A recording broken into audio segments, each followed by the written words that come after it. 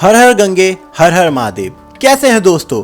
आज हम उत्तराखंड के चार धाम यात्रा की बात करने जा रहे हैं। अगर आप भी इस साल इन चार धाम यानी कि यमुनोत्री, गंगोत्री, केदारनाथ और बद्रीनाथ की यात्रा पर जाने वाले हैं तो ये वीडियो आप लोगों के लिए काफ़ी यूज़फुल होने वाली है, क्योंकि इस वीडियो में मैं आपको बताऊंगा कि आपको चार धाम यात्रा कैसे करनी है, चार धाम यात्रा कुल कितने दिन की होती है, हमारा रूट कैसा होगा, कौन सा सीक्वेंस हमको फॉलो करना चाहिए, कहाँ स्टे सही रहेगा, खाने पीने की क्या व्यवस्था हमको मिलने वाली है, यात्रा में कुल कितने किलोमीटर की ट्रैकिंग होगी, रजिस्ट्रेशन कैसे होगा और अगर हमारे साथ कोई बुजुर्ग है तो घोड़े खच्चर और हेलीकॉप्टर की क्या फैसिलिटी है, ये सभी जानकारी आपको इस वीडियो में मिलने वाली है। साथ में दोस्तों मैं आपको एक बजट टूर पैकेज की भी जानकारी दूंगा, जिसमें पैकेज के अंदर आपको ट्रैवलिंग से लेकर होटल बुकिंग, खाने पीने की व्यवस्था, रास्ते के सारे टैक्सेस और गाइड भी इंक्लूड होता है। जो लोग पहली बार चार धाम यात्रा पर जा रहे हैं या जिनके साथ बच्चे या बुजुर्ग हैं, उनके लिए पैकेज बुक करना ही बेस्ट ऑप्शन होता है, क्योंकि इससे आपको रास्ते में किसी भी तरीके की परेशानी नहीं होती है और आप बड़े आराम से बिना किसी दिक्कत के अपनी यात्रा पूरी कर लेते हैं। तो वीडियो को एंड तक जरूर देखते रहे और अगर अभी तक चैनल को सब्सक्राइब नहीं किया तो सब्सक्राइब जरूर कर ले, क्योंकि इस चैनल पर इस तरह की इंफॉर्मेटिव और नॉलेज वाली वीडियो आती रहती है।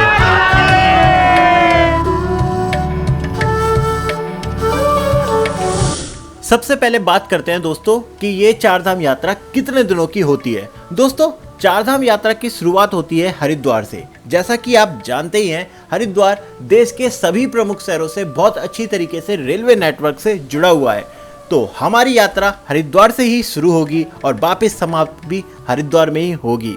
चार धाम का जो पूरा प्लान होता है वो लगभग 9 रातें और 10 दिन का होता है। तो हरिद्वार से हमारी यात्रा शुरू होती है। अगर आप ग्रुप में हैं तो आपके लिए बेस्ट रहेगा टेम्पू ट्रैवलर, आराम से कंफर्टेबली आप उसमें जा सकते हैं। अगर आपका ग्रुप छोटा है तो आप इनोवा कर सकते हैं, और भी छोटा अगर आपका ग्रुप है तो आप डिजायर या कोई भी छोटी गाड़ी करके यात्रा को आराम से कर सकते हैं। दोस्तों टूर पैकेज का फायदा ही यही होता है, क्योंकि उसमें आपको सिर्फ पैसे देने होते हैं और बाकी सारी चीजें आपको अरेंज करके दे दी जाती है, जिससे आपकी यात्रा बहुत सुलभ हो। तो दोस्तों हरिद्वार आप भारत के किसी भी कोने से बड़ी आसानी से रेल के माध्यम से आ सकते हैं, और अगर आप प्लेन से आना चाहते हैं तो सबसे जो नजदीकी एयरपोर्ट है वो है देहरादून का जॉली ग्रांट।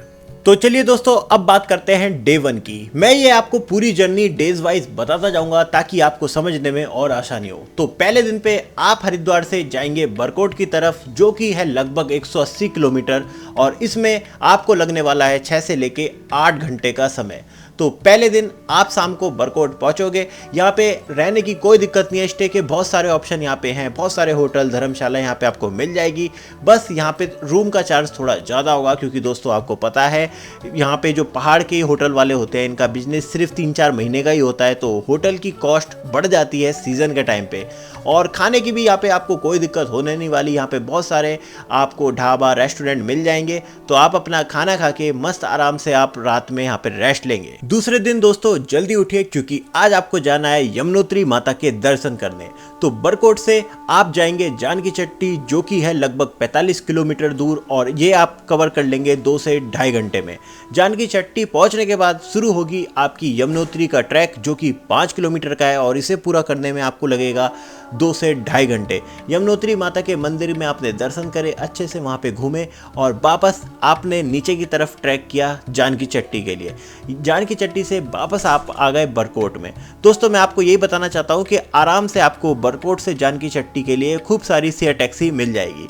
तो वापस बरकोट में आपने अपनी नाइट को स्पेंड किया, और इसी के साथ आपका डे 2 समाप्त हुआ। तीसरे दिन दोस्तों आप प्रातःकाल उठेंगे और निकल पड़ेंगे अपने नए धाम की यात्रा पर, जो कि है गंगोत्री धाम। तो इस दिन आप बरकोट से जाएंगे उत्तरकाशी के लिए, जो कि दूरी है लगभग 80 किलोमीटर की, और इसे पूरा करने में आपको लगेंगे 4 से 5 घंटे। आप उत्तरकाशी के अलावा हरसिल गंगनानी भी रुक सकते हैं, पर दोस्तों मैं आपको उत्तरकाशी इसलिए सजेस्ट कर रहा हूँ क्योंकि उत्तरकाशी एक बहुत बड़ा शहर है। यहाँ पे आपको स्टे की और फूड की कोई दिक्कत होने नहीं वाली, जबकि यात्रा सीजन में इसके अलावा हरसिल वगैरह में लगभग सारे होटल फुल रहते हैं। तो मैं तो आपको सजेस्ट करूँगा कि आप अपना उत्तरकाशी में ही स्टे लें, और उत्तरकाशी में स्टे के साथ ही आपका डे 3 समाप्त हो जाता है। चौथे दिन दोस्तों आप जल्दी उठेंगे और निकल पड़ेंगे गंगोत्री धाम के लिए। गंगोत्री धाम में किसी भी तरीके की ट्रैकिंग नहीं है, तो सीधी गाड़ी आपकी धाम तक जाती है। मैं आपको बताना चाहता हूँ कि सिर्फ 2 धाम में ही आपको ट्रैक करना है, एक है यमुनोत्री और एक है केदारनाथ। और गंगोत्री बद्रीनाथ में किसी भी तरीके की ट्रैकिंग नहीं है। तो आप अपना गंगोत्री धाम पहुंचे और ये है गंगोत्री माँ का मंदिर। हर युग में तेरा काम बड़ा हो, कोई धाम कोई तीर्थ, तीर्थों में तेरा धाम बड़ा। मंदिर पे पहुंचने के बाद आप मंदिर में माथा टेकिए, आसपास में एक्सप्लोर अच्छे से करिए, माँ गंगा के दर्शन करिए, हो सके तो स्नान भी करिए और फिर वापस आ जाइए उत्तरकाशी की तरफ। और इसी के साथ आपका चौथा दिन समाप्त होता है।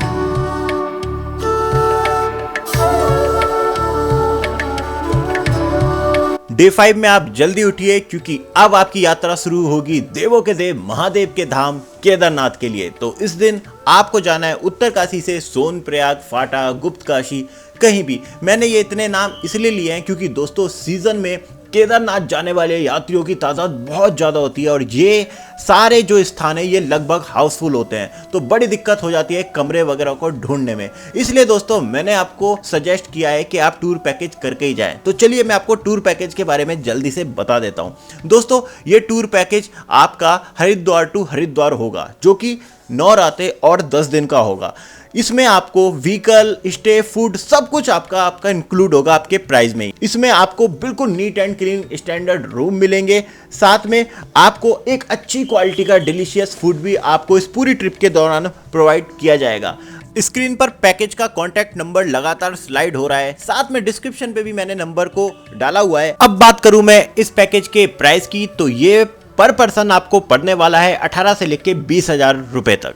तो 5वें दिन आप उत्तरकाशी से सोनप्रयाग पहुंचेंगे, जिसकी दूरी है लगभग 220 किलोमीटर और इसमें आपको समय लगने वाला है 8 से लेकर 9 घंटे तक। 6ठे दिन दोस्तों जल्दी उठिए, क्योंकि इस ट्रिप की सबसे मुश्किल पदयात्रा अब आपकी शुरू होने वाली है बाबा केदारनाथ के लिए। तो सोनप्रयाग से आप गौरीकुंड जाइए, जो कि आप शेयर टैक्सी के थ्रू जा सकते हैं, जिसमें आपके 50 से 60 रुपए पर पर्सन लगेंगे। यहाँ से अब हो गई है पैदल ट्रैकिंग शुरू। ये है गौरीकुंड को जाता है रास्ता। गौरीकुंड से आपकी पैदल ट्रैकिंग शुरू होगी, जो कि 18 किलोमीटर की है और इस ट्रैकिंग को पूरा करते करते आपको 8 से 9 घंटे लगने वाले हैं। तो बहुत ही खूबसूरत वो यात्रा होती है, तो आप इंजॉय करें। अब बहुत से लोगों के मन में सवाल होगा कि केदारनाथ में स्टे के ऑप्शन हमें मिल पाएंगे। इसलिए दोस्तों मैंने आपको पैकेज सजेस्ट किया है, क्योंकि पैकेज से बहुत ज़्यादा सहूलियत हो जाती है और हर तरीके की टेंशन से हम बच जाते हैं। पर आप वहाँ पे अगर बिना पैकेज के भी जा रहे हैं, तो वहाँ पे आपको GMVN के जो कॉटेजेस हैं, डॉर्मेट्री हैं, वो अगर फुल ना हुए तो वो मिल जाएंगे, वरना बहुत सारे वहाँ पे प्राइवेट टेंट होते हैं जो आपको अवेलेबल हो जाएंगे। तो आप अपनी यात्रा को उस दिन एंजॉय करें, वहाँ पे अपना स्टे लें और इसी के साथ आपका 6ठा दिन समाप्त होता है केदारनाथ में। 7वें दिन की सुबह करें आप केदार बाबा के दर्शन। स्वर्ग दिखाऊं? वो देखिए। रुद्र शिव पुरंदरा भद्र नट युगंधरा वन्न मन्न गौरीनाथ शर्व अज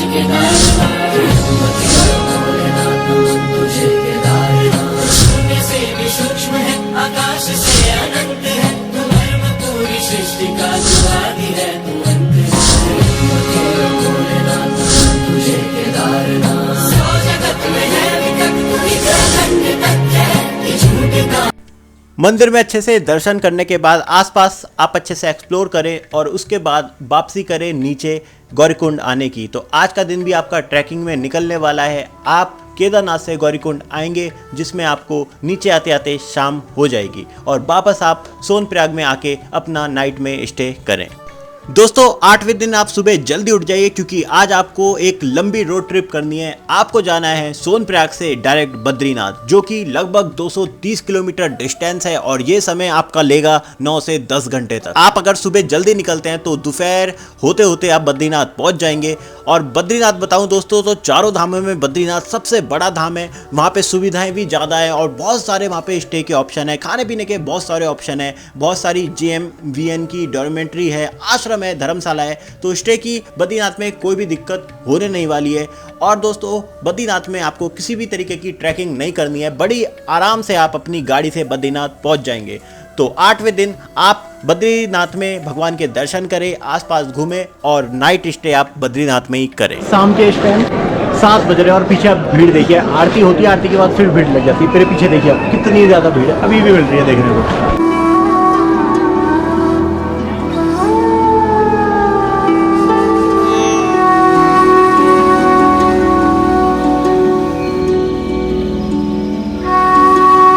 9वें दिन आप उठिए, बद्रीनाथ के आसपास एक्सप्लोर करिए। बद्रीनाथ के आसपास आप लास्ट विलेज, माणा, भीमपुल, सरस्वती नदी, इन सब के आप दर्शन कर सकते हैं और नाश्ता वगैरह करके आप वापस निकल पड़िए पीपल कोटी की तरफ, जो कि बद्रीनाथ से है 75 किलोमीटर की दूरी पे।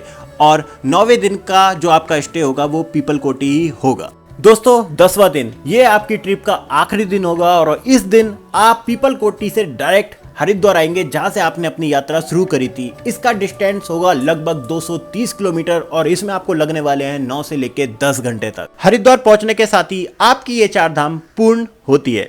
दोस्तों अब 4 धाम यात्रा से जुड़ी कुछ महत्वपूर्ण बातें। अगर आपके साथ बुजुर्ग है या कोई ऐसा व्यक्ति है जो चलने में असमर्थ है, तो आप हेलीकॉप्टर या फिर घोड़े खच्चर के द्वारा भी यात्रा कर सकते हैं। हेलीकॉप्टर की सुविधा आपको मिल जाती है यमुनोत्री में और केदारनाथ में, और घोड़े खच्चर की सुविधा भी आपको इन दोनों धामों में मिल जाएगी, तो आप इनके द्वारा भी अपनी यात्रा कर सकते हैं। अब एक और महत्वपूर्ण सवाल, क्या हमें 4 धाम यात्रा के लिए रजिस्ट्रेशन अनिवार्य है? तो बिल्कुल आपको रजिस्ट्रेशन कराना होगा।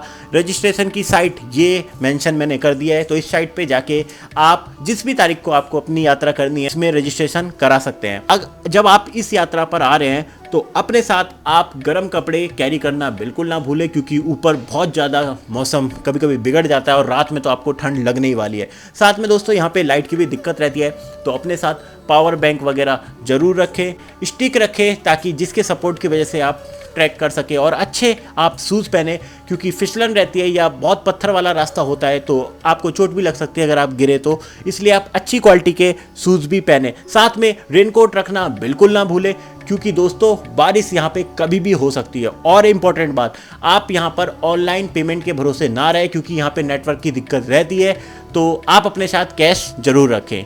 तो यही थी कुछ ज़रूरी बातें जो आपकी 4 धाम को और आसान बना देगी। और पैकेज का नंबर मैंने आपको दिया है, तो उस पर आप कॉल करके अपना पैकेज भी बुक कर सकते हैं। तो उम्मीद है दोस्तों आपको ये वीडियो पसंद आई होगी। इसमें मैंने आपको बताया 4 धाम यात्रा आप कैसे आराम से कर सकते हैं। तो यहाँ तक आपने वीडियो देखी, इसके लिए आपका बहुत बहुत धन्यवाद, बहुत बहुत आभार। आपकी 4 धाम यात्रा मंगलमय हो। हर हर महादेव, हर हर गंगे, जय बद्री विशाल। नमस्कार।